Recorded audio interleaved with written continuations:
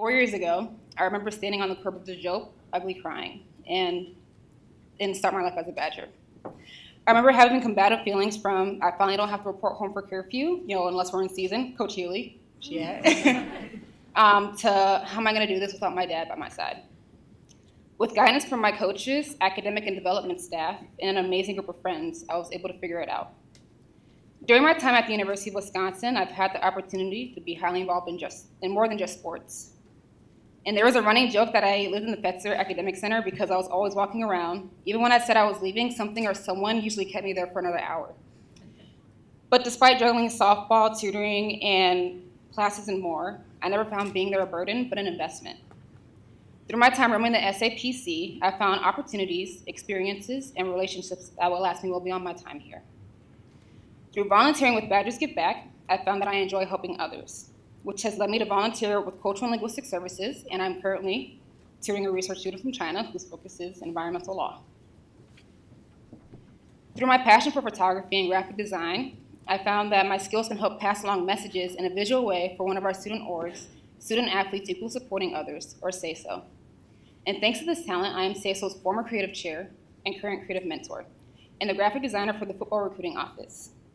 I've even had the chance to be one of the featuring artists in our annual award show, the Buckinghams. While my passion for creating visual messages has given me the opportunity to become an executive member of SASO, it was the message behind the organization itself that caught my attention.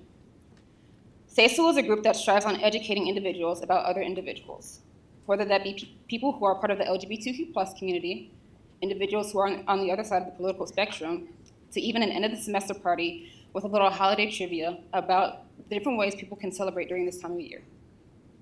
This organization has taught me how to ask the right questions and to keep educating myself about the world we live in, because 4.5 years ago, we weren't forced to confront the social and political events that we are today.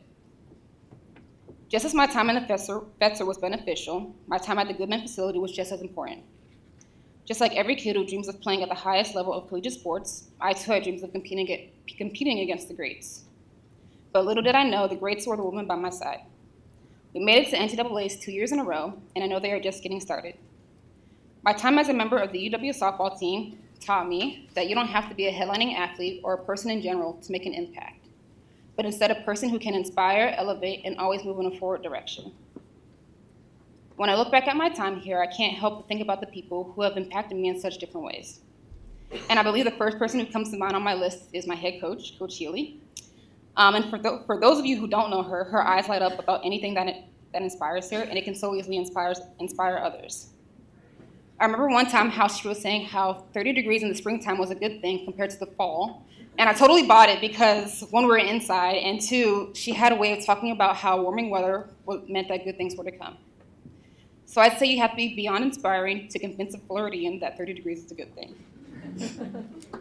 My former roommates, Sam, Brooke, Bree, and KJ, all have very different personalities, but somehow found ways to have smiles on their face every day, even when we were sucking air on those 300s. My current roommate, Bonky, who inspires me to be bold and push the limits when I can, and so many more that I don't have the time to name.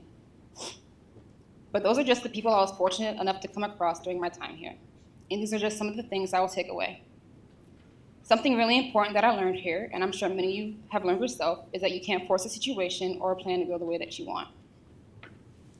And I'm sure you all are familiar with the path to success diagram, with the illustrations that show a straight line and how we think it will be, and a curved and bumpy line and how it actually is. The beautiful things that I encountered while on that bumpy line is opportunity, relationships, and my worth beyond the field. I'm not sure what type of woman would have walked across the stage on Sunday if my line were a straight shot. But the Mariah, who was on that bumpy, sometimes nauseating path, is going into the world with one of the best educations that this country has to offer, an attitude that knows how to shine, friendships that will last until I'm 6 feet under, and a woman who can compete. Thank you.